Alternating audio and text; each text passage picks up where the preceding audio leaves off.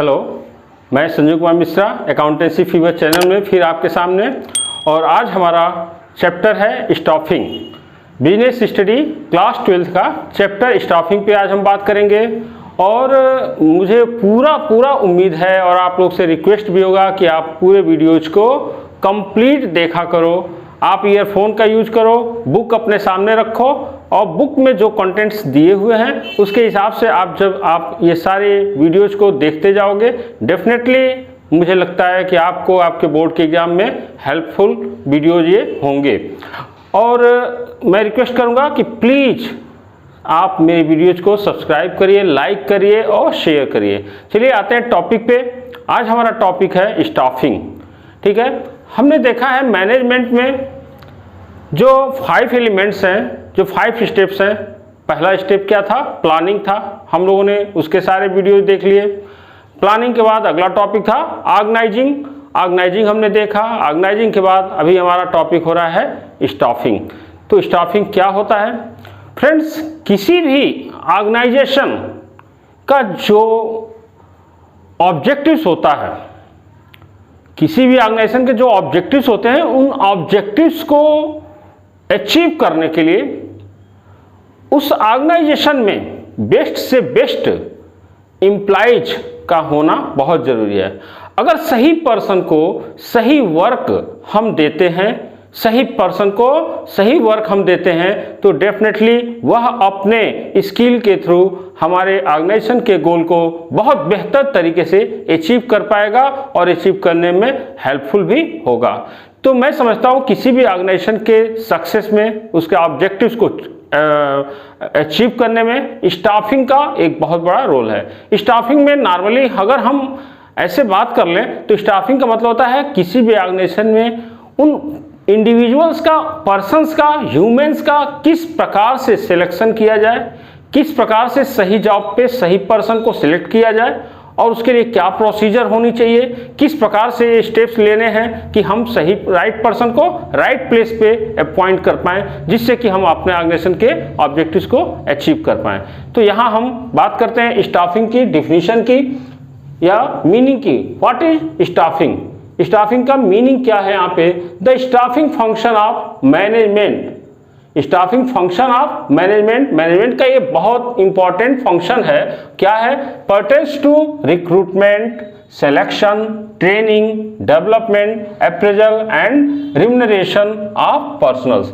यानी यहाँ पे क्या होता है, स्टाफिंग में क्या किया जाता है कि यहाँ पे पर्सनों को, इंडिविजुअल पर्सन्स को क्या करते हैं, उनका रिक्रूटमेंट करना, उनका सिलेक्शन करना, उनको ट्रेनिंग प्रोवाइड करना, उनका डेवलपमेंट पे भी काम करना है कि अगर ऑर्गेनाइजेशन के ऑब्जेक्टिव्स को अचीव करना है तो इंडिविजुअल ह्यूमन के डेवलपमेंट को भी हमको ध्यान देना पड़ेगा कि हर अपने एम्प्लॉइज का डेवलपमेंट भी हो।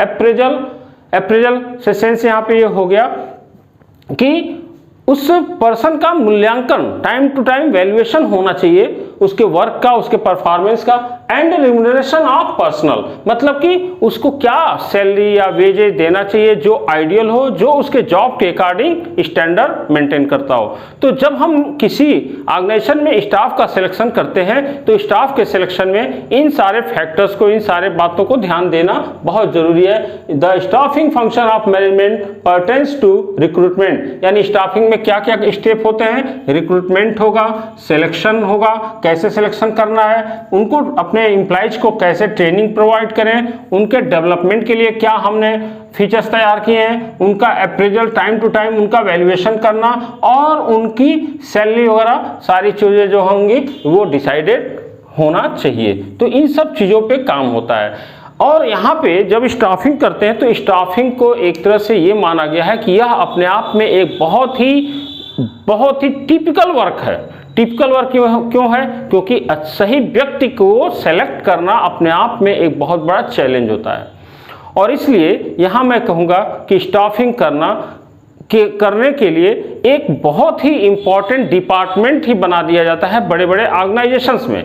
उस डिपार्टमेंट का नाम होता है human resources department, HRD, human resources department बोल लो। और कई बार ह्यूमन रिसोर्सेस डेवलपमेंट भी उसको दिया गया है नाम, यानी ह्यूमन के रिसोर्सेस और उनके डेवलपमेंट पे काम करना। और स्टाफिंग के लिए वो स्पेशली डिपार्टमेंट बना दिया जाता है जो इस बात के लिए परफेक्ट होते हैं कि कैसे पर्सन को किस तरीके से सिलेक्शन किया जाए जिससे हमारे ऑब्जेक्टिव अचीव हो सके।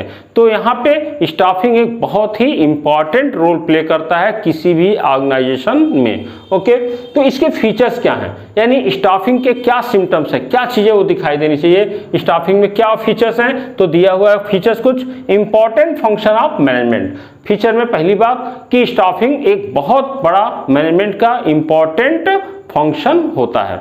अगर मैनेजमेंट ने सही पर्सन को सही जगह पे, राइट पर्सन को राइट प्लेस पे जॉब पे अपॉइंट नहीं किया तो समझ लो कि पूरे फर्म का बंटाधार होने वाला है। ठीक है ना, यानी सही पर्सन का सिलेक्शन करना, यानी that is the most important function of any management. Second point is basic concern is man power और ह्यूमन रिसोर्सेज, यानी बेसिक कंसर्न क्या है स्टाफिंग में। अगर मैनेजमेंट की बात करें तो स्टाफिंग जो है मैनेजमेंट का सबसे बेसिक कंसर्न है कि कैसे मैन पावर को सेलेक्ट किया जाए या ह्यूमन रिसोर्सेज को आइडेंटिफाई करके और बेहतर से बेहतर जो हमारे ऑर्गेनाइजेशन के ऑब्जेक्टिव्स को अचीव करने के लिए वैल्यूएबल इंपॉर्टेंट ह्यूमन रिसोर्सेज को हम कैसे सेलेक्ट करें, यानी ये बेसिक कंसर्न होता है किसका, मैनेजमेंट का। थर्ड पॉइंट दिया है right person for right job, ये एक बहुत बड़ा एडवांस है या कह सकते हैं फीचर है किसका, स्टाफिंग का। स्टाफिंग, अब किसी भी पर्सन को कोई भी काम के लिए रख लो तो स्टाफिंग नहीं हो सकता है, यानी स्टाफिंग का एक सबसे बड़ा फीचर ये हो जाएगा कि राइट पर्सन को राइट जॉब मिलनी चाहिए। और ये बहुत कॉम्प्लिकेटेड है कि किस व्यक्ति को हम आइडेंटिफाई करें, किस व्यक्ति को हम किस डेजिग्नेशन के लिए, किस जॉब के लिए सेलेक्ट करें, और इसके लिए एक बहुत बड़ा टीम काम करता है मैनेजमेंट का जो कि अपनी रिक्वायरमेंट के हिसाब से राइट पर्सन को सिलेक्ट करता है। परवेसिव फंक्शन, परवेसिव से मतलब हो गया कि ये किसी भी ऑर्गेनाइजेशन का ये बहुत ही इंपॉर्टेंट ईच एंड एवरीवेयर हम इसको अप्लाई करते हैं।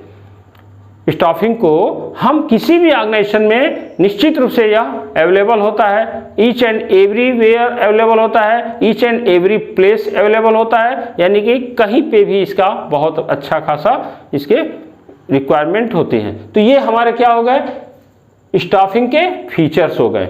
ठीक है ना, अगली बात हमारी होगी नीड ऑफ स्टाफिंग, यानी स्टाफिंग की आवश्यकता क्यों है, नीड ऑफ स्टाफिंग, स्टाफिंग की रिक्वायरमेंट क्यों है, क्या जरूरत है स्टाफिंग की, एक ऑर्गेनाइजेशन में स्टाफ का होना क्यों जरूरी है, स्टाफ की आवश्यकता। अगर स्टाफ को सही तरीके से हम सिलेक्शन नहीं करते हैं तो मैं आपको बार बार बता चुका हूं कि किसी भी ऑर्गेनाइजेशन का ऑब्जेक्टिव को अचीव नहीं किया जा सकता है। तो नीड ऑफ स्टाफिंग में हम देखते हैं कि क्या इसका नीड है।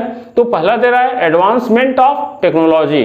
ठीक है ना, आज के डेट में हम देख रहे हैं कि सारी टेक्नोलॉजीज डे टू डे क्या हो रही हैं, चेंज हो रही हैं, अपग्रेड हो रही हैं, टेक्नोलॉजी बहुत हाई लेवल पे जा रहा है। तो हमें हमेशा अच्छे टेक्नोलॉजी से रिलेटेड पर्सन्स को, स्टाफ्स को सिलेक्शन करते रहना पड़ेगा जो कि आज के नई टेक्नोलॉजी के साथ मैनेज कर पाता हो, यानी नई टेक्नोलॉजी को अडॉप्ट करता हो, नई टेक्नोलॉजी पे काम करने के लिए वो स्टाफ तैयार हो, उसको उससे उस नई टेक्नोलॉजी से परमानेंटली रिलेशन बना हुआ हो। तो ऐसे लोगों को टेक्नोलॉजी में चेंज आने के कारण निश्चित रूप से हमें स्टाफिंग करते रहना पड़ता है, यानी उसकी जरूरत पड़ती है। सेकेंड पॉइंट दिया है इंक्रीजिंग साइज ऑफ ऑर्गेनाइजेशन। जैसे जैसे हम एक बेहतर स्टाफिंग करते जाते हैं और हमारे वो सही पर्सन को सही काम, राइट पर्सन को राइट जॉब अगर हम प्रोवाइड करते जाते हैं तो धीरे धीरे उस ऑर्गेनाइजेशन का डेवलपमेंट होता है, उस ऑर्गेनाइजेशन की डिमांड मार्केट में होती है और वह ऑर्गेनाइजेशन देखते ही देखते बहुत बड़े लेवल पे काम करना शुरू कर देता है। और जब ऑर्गेनाइजेशन बड़ा होने लगेगा तो आप समझ सकते हो कि उसकी प्रोडक्टिविटी की डिमांड बढ़ेगी और एम्प्लॉइज की भी डिमांड, स्टाफ्स की भी डिमांड बढ़ने लगती है। यानी कहीं ना कहीं अगर ऑर्गेनाइजेशन बड़ा है तो भी हमको स्टाफ की जरूरत है, और ऑर्गेनाइजेशन छोटा है तो कम स्टाफ ही सही लेकिन एक ना एक दिन वो छोटे ऑर्गेनाइजेशन में भी बहुत सारे स्टाफ्स की ज़रूरत पड़ती है, यानी कि कह सकते हैं यहाँ पे increasing the size of organisation. ये किसी भी ऑर्गेनाइजेशन के साइज को, मतलब उसके एरियाज को, उसकी प्रोडक्टिविटी को बढ़ाने में बहुत हेल्पफुल होते हैं। Filing of vacant position, staffing क्यों किया जाता है? जो हमारे ऑर्गेनाइजेशन में, जो डिपार्टमेंट्स में अगर कहीं पे कुछ वैकेंसीज हैं, कुछ डेजिग्नेशन पे, जैसे सपोज कर लो कि प्रोडक्शन डिपार्टमेंट का मैनेजर अभी नहीं है जॉब पे, या वो जॉब छोड़ चुका है, या असिस्टेंट मैनेजर जॉब छोड़ चुका है, अभी क्या है, सारा प्रेशर किसके ऊपर आ जाता है? मैनेजर के ऊपर। तो असिस्टेंट मैनेजर को वह कुछ, आपको पता है ना, डेलीगेट कर देता है अपनी कुछ अथॉरिटीज को। तो अगर मान लो असिस्टेंट मैनेजर नहीं है, जगह उसकी वैकेंट पड़ी हुई है, इससे क्या होता है, पूरा प्रेशर किसके ऊपर आ गया? मैनेजर के ऊपर। मैनेजर कहीं ना कहीं सारा प्रेशर अकेले हैंडल नहीं कर पाता है। इसलिए अगर असिस्टेंट मैनेजर की जगह खाली पड़ी हुई है, वैकेंट है, तो हमें उस वैकेंट जगह को, जॉब को फुलफिल करना पड़ता है, और उसके लिए हमको स्टाफिंग की रिक्वायरमेंट होगी। तो मेरा फोर्थ पॉइंट है यहाँ पे emphasis of human relation. Sorry, मैंने यहाँ पे रिसोर्सेज कर दिया था, तो आप इसको जगह पे ज़्यादा सुटेबल होगा। क्या देखें आप? Human relation, human and relation. तो एम्फेसिस ऑफ ह्यूमन रिलेशन, यहाँ पे टॉपिक में देखना है कि हम हर इंडिविजुअल की, हर एक इंडिविजुअल पर्सन की अपनी एक रिक्वायरमेंट होती है। हमारे ऑर्गेनाइजेशन का जो ऑब्जेक्टिव होता है ना, तो हम अपने ऑब्जेक्टिव्स को पूरा करने के लिए स्टाफिंग करते हैं, लेकिन साथ में जब हम एक अच्छा एटमॉस्फेयर, ऐसा बेहतर एटमॉस्फेयर देंगे अपनी ऑर्गेनाइजेशन में, जिसमें हमारे स्टाफ बेहतर तरीके से काम कर सकें और उनके बीच में एक कोऑर्डिनेशन हो, एक रिलेशन हो, तो इसलिए भी यहाँ पे हम कर सकते हैं एम्फेसिस ऑफ ह्यूमन रिलेशन। का मतलब है कि जो ह्यूमन के बीच में जो एक रिलेशन होना चाहिए, वो क्या होना चाहिए? उस पर फोकस होना चाहिए। एम्फेसिस का मतलब फोकस या जोर देना, किसके ऊपर? ह्यूमन रिलेशन के ऊपर। यानी हर एक इंडिविजुअल को जो स्टाफ सेलेक्ट किए जाते हैं, उन हर इंडिविजुअल की अपनी जो रिक्वायरमेंट्स होती हैं, उन रिक्वायरमेंट्स को और प्लस उनके जो बेसिक नीड्स हैं, उनको ध्यान में रखते हुए क्या करना चाहिए? हमको उस चीज़ को भी अपने स्टाफ के लिए फोकस करना चाहिए, यानी उनके ह्यूमन रिलेशंस को भी हमें क्या करना चाहिए? फोकस करना है, एम्फेसिस करना है। फिफ्थ पॉइंट दिया है स्पेशलाइजेशन। स्पेशलाइजेशन यहाँ पे सेंस ये हो गया कि बात वही हो रही है कि राइट पर्सन को राइट जॉब देना। यानी कि जब हम स्टाफिंग करते हैं तो स्टाफिंग क्यों करना पड़ता है, क्यों स्टाफिंग का एक बहुत अच्छा खासा प्रोसीजर हमको तैयार करना होता है? इसलिए कि यहाँ पे बात होगी कि हर एक पर्सन का, हर एक इंडिविजुअल का अपना एक स्पेशलाइजेशन होता है, अपना एक कैटेगराइजेशन होता है, और उसकी अपनी एक स्किल होती है। जब तक हम ऑर्गेनाइजेशन के ऑब्जेक्टिव के अकॉर्डिंग सही पर्सन को सही जगह पे अपॉइंट नहीं करेंगे, तब तक ऑब्जेक्टिव्स हमारे पूरे नहीं होते हैं। यानी कि जब भी हम स्टाफिंग करते हैं तो स्टाफिंग में हमको स्पेशलाइजेशन का ध्यान रखना चाहिए कि किस बंदे को किस जगह पे किस काम के लिए रखा जाए। नेक्स्ट पॉइंट है high wage bill. High wage bill का सेंस यहाँ पे हो गया कि कोई भी ऑर्गेनाइजेशन जब ये रिक्रूटमेंट करता है, ये सारे स्टेप्स लिए जाते हैं, recruitment, selection, training, development, appraisal and remuneration, ये जो सारी चीज़ें होती हैं, तो यानी हाई वेज बिल का मतलब है कि स्टाफिंग में हम बहुत सारा प्रोसीजर अप्लाई करते हैं और उसमें हम तमाम तरीके के अपने डेवलपमेंट, स्टाफ को कैसे ट्रेनिंग देना है, और इस पर बहुत सारा पैसा, बजट खर्च करती है कोई भी कंपनी, ओके, कोई भी फॉर्म। तो यहाँ पे ये देखना है कि अगर हम इतना सारा पैसे खर्च कर रहे हैं रिक्रूटमेंट पे, स्टाफिंग पे, ठीक है ना, तो यहाँ पे निश्चित रूप से हमें बेटरमेंट, यानी कि जो बेटर कर सके ऐसे स्टाफ का सिलेक्शन करना पड़ता है, ठीक है ना। तो ये हो गया हमारा नीड ऑफ स्टाफिंग। अगला टॉपिक है हमारा व्हाट? इंपॉर्टेंस, यानी स्टाफिंग का इंपॉर्टेंस क्या है किसी भी ऑर्गेनाइजेशन में, किसी भी ऑर्गेनाइजेशन में स्टाफिंग का इंपॉर्टेंस क्या होगा। तो पहला इंपॉर्टेंस यहाँ दे रहा है इफिशिएंट परफॉर्मेंस, इफिशिएंट परफॉर्मेंस। अगर हम सही पर्सन को राइट प्लेस पे अपॉइंट करते हैं, सेलेक्ट करते हैं, तो निश्चित रूप से हम बेहतर तरीके से, हमारे स्टाफ इफिशिएंट तरीके से परफॉर्म कर पाएंगे। अगर हम सही पर्सन को नहीं रखेंगे, सही तरीके से सिलेक्शन प्रोसीजर अप्लाई नहीं करते हैं, तो वह पर्सन हमारे पूरे ऑर्गेनाइजेशन के ऑब्जेक्टिव्स को ही फेल्योर कर देगा। इसलिए इम्पोर्टेंस है कि इफिशिएंट परफॉर्मेंस होना चाहिए। सेकंड पॉइंट कह रहा है यहाँ पे इम्पोर्टेंस में, efficient use of technology and other resources. अगर हम सही पर्सन को सही जॉब पे अपॉइंट करते हैं, तो जो हमारे पास रिसोर्सेस होते हैं, जो टेक्नोलॉजीज होती हैं, उन टेक्नोलॉजी का, उन रिसोर्सेस का हम मैक्सिमम आउटपुट ले पाते हैं। यानी हमारी रिसोर्सेस तो लिमिटेड ही होती है, लेकिन उस लिमिटेड रिसोर्सेस में हम किस तरह से सही स्टाफिंग के थ्रू क्या कर सकते हैं, मैक्सिमम आउटपुट लिया जा सकता है। यहाँ पे स्टाफिंग का बहुत बड़ा इंपॉर्टेंस हो जाता है। थर्ड पॉइंट दिया हुआ है, optimum utilisation of human resources. Optimum utilisation of human resources, फिर वही बात, मैं इस स्टाफिंग चैप्टर में बार बार एक वर्ड का इस्तेमाल करूंगा, राइट पर्सन राइट जॉब। सही व्यक्ति को सही काम, यह स्टाफिंग का सबसे इंपॉर्टेंट स्लोगन कह लो या मतलब आप कोट कह लो कि यही स्टाफिंग चैप्टर का सबसे इंपॉर्टेंट वर्ड है, राइट पर्सन राइट जॉब। इस बात को अगर ध्यान दिया जाए तो optimum utilisation of human resources से सेंस यहाँ पे हो गया कि जब हम राइट पर्सन को सेलेक्ट करते हैं ना, तो इससे क्या होता है, हम उस राइट पर्सन से ऑप्टिमम यूटिलाइज कर पाते हैं, क्योंकि उसके लिए वो काम बहुत ईजी हो जाता है। उसके लिए वह काम बहुत ईजी हो जाता है, क्योंकि वह उसके लिए स्किल रखता है, वह उसके लिए ट्रेनिंग लिया हुआ है, उसके लिए वो ट्रेंड है, उसके लिए वो प्रोफेशनल होता है। ठीक है, इसलिए हम यहाँ पे क्या कर पाएंगे, ऑप्टिमम यूटिलाइजेशन कर पाते हैं। नेक्स्ट पॉइंट क्या है, development of human capital. Development of human capital, दो तरह के कैपिटल होते हैं हमारे पास, एक मनी और एक ह्यूमन। ठीक है ना, एक मशीन और एक मैन।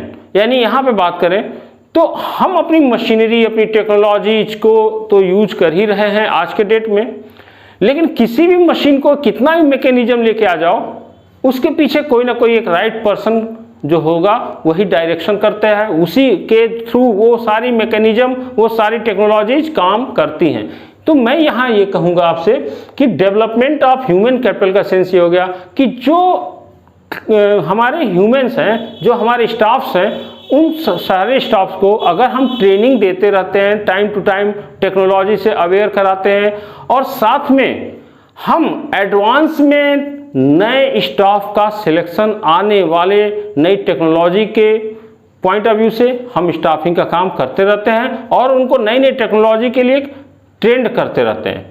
जैसे हमारे पास पहले से एक स्टाफ काम कर रहा है, 10 स्टाफ काम कर रहे हैं, और वह जिस काम को कर रहे हैं उनके लिए वो बहुत बेहतर तरीके से ट्रेंड किए जा चुके हैं और वो उस काम को कर रहे हैं। अभी आने वाले समय में टेक्नोलॉजी में चेंज आने वाला है, यानी कि हमको जब उस टेक्नोलॉजी को में चेंज आएगा तो उस टेक्नोलॉजी को जानने वाला पर्सन भी होना चाहिए। तो हम पीछे से एक नई टीम, एक नई स्टाफिंग का भी काम करना शुरू करते हैं, जो नया स्टाफ ट्रेंड होकर के और नए उस अपग्रेड टेक्नोलॉजी को एक्सेप्ट करने के लिए तैयार होता है, और हम एडवांस में इस ह्यूमन कैपिटल को तैयार करके रखते हैं कि हमें कहीं आगे चल करके ह्यूमन शॉर्टेज ना हो जाए, यानी स्टाफिंग की शॉर्टेज ना हो जाए। अगला पॉइंट है motivation, development of human capital, sorry ये हो गया। अगला है motivation of human resources. Motivation of human resources सबसे बड़ा चीज़ है कि स्टाफिंग तो हम करते हैं अपने ऑर्गेनाइजेशन के ऑब्जेक्टिव्स को अचीव करने के लिए, लेकिन साथ ही हमें ये ध्यान देना होगा कि हमारे जो स्टाफ्स हैं उनकी मोटिवेशन कैसे हो, उनको कैसे मोटिवेट करें। तो स्टाफ का मोटिवेशन दो तरीके से किया जा सकता है। वो दो तरीके क्या हो सकते हैं, वो दो तरीके हो सकते हैं, इकोनॉमिक तरीके से मोटिवेट करते हैं और नॉन इकोनॉमिक तरीके से भी हम अपने स्टाफ को मोटिवेट करते हैं। इकोनॉमिक का मतलब होता है उनको हम सैलरी इंक्रीमेंट कर सकते हैं, उनकी वेजेज इंक्रीमेंट करते हैं कि अगर आपकी प्रोडक्टिविटी इतनी होगी, आपने अगर इतना परफॉर्म किया तो आपका सैलरी इंक्रीमेंट होगा, यानी सैलरी आपकी बढ़ेगी, हर साल आपकी सैलरी में इतना इतना इंक्रीमेंट होगा। तो इस तरीके से हमारे स्टाफ जो होते हैं कहीं ना कहीं काम करने के लिए मोटिवेट होते हैं, ठीक है ना। अगर कई बार अगर इकोनॉमिकल अगर हम उनको मोटिवेट नहीं कर पाते हैं तो दूसरा ऑप्शन होता है नॉन इकोनॉमिकल मोटिवेशन। ये कैसे होता है नॉन इकोनॉमिकल? तो हम अपने स्टाफ को क्या करते हैं, उनके पिछले एक्सपीरियंस, उनके वर्किंग परफॉर्मेंस के बेस पे हम उनके डेजिग्नेशन को इम्प्रूव करते हैं। जैसे एक असिस्टेंट मैनेजर था, अब उसको हमने क्या किया, प्रमोट किया, उसकी क्वालिटी को देख के, उसकी स्किल को देख के, उसके पिछले एक्सपीरियंस को देखते हुए हमने क्या किया, उसको एक नई अपॉर्चुनिटी यानी उसका डेजिग्नेशन हमने चेंज किया। डेजिग्नेशन चेंज करने से निश्चित रूप से उसको सेल्फ रेस्पेक्ट आता है, उसका रेस्पेक्ट मार्केट में बढ़ता है, उसको लगता है कि मैं इस डेजिग्नेशन पे काम कर रहा हूँ, तो उससे भी वो मोटिवेट होता है कि अगर मैं बेहतर परफॉर्म करता हूं तो निश्चित रूप से हमको आगे चल करके हमारा डेजिग्नेशन इंप्रूव होगा, और डेजिग्नेशन के साथ साथ हमारी बहुत सारी फैसिलिटीज और कहीं ना कहीं फाइनेंशियल, जब डेजिग्नेशन बढ़ेगा तो भैया सैलरी भी तो बढ़नी ही चाहिए ना उसके पीछे। तो कई बार ऐसा होता है कि डेजिग्नेशन बढ़ेगा, ऑटोमेटिक पीछे से सैलरी भी इंक्रीज हो ही जाती है। नेक्स्ट पॉइंट कर रहा है बिल्डिंग हायर मोरल। स्टाफिंग में एक और बात होगी कि हम जो भी अपने स्टाफ को रखते हैं उनके मोरल को बेटर किए रखें, उनको मोरल को मतलब उनको काम करने का जो एटमॉस्फेयर है वो बेहतर एटमॉस्फेयर हम उनको प्रोवाइड करें, जिससे कि वो मोटिवेट भी हो, उनका मोरल इंप्रूव हो जाए, वो काम करने की लगन, उनकी क्षमता, स्किल ऑटोमेटिकली डेवलप हो जाए, वो अपने मन मूड से ही बेहतर तरीके से काम करने के लिए मोटिवेट हो पाए। और इसके लिए कई बार कुछ फॉर्मल डिसिप्लिन भी बनाने पड़ते हैं फॉर्म के तरफ से, ऑर्गेनाइजेशन की तरफ से, और कई बार इनफॉर्मल तरीके से भी अपने स्टाफ को मोटिवेट करने की कोशिश की जाती है, जिससे कि वो उनकी मोरल इतनी बेहतर हो कि बेहतर काम वो कर सकें, जैसा उनका जॉब है उस अकॉर्डिंग वो अपना काम भी कर सकें। तो फ्रेंड्स, इस वीडियो में हमने यहाँ पे देखा स्टाफिंग का मीनिंग, स्टाफिंग की नीड्स क्या है और स्टाफिंग के इम्पोर्टेंस क्या है। तो आज की वीडियो में इतना ही। नेक्स्ट वीडियो में हम आते हैं अगला टॉपिक लेके। Thank you very much.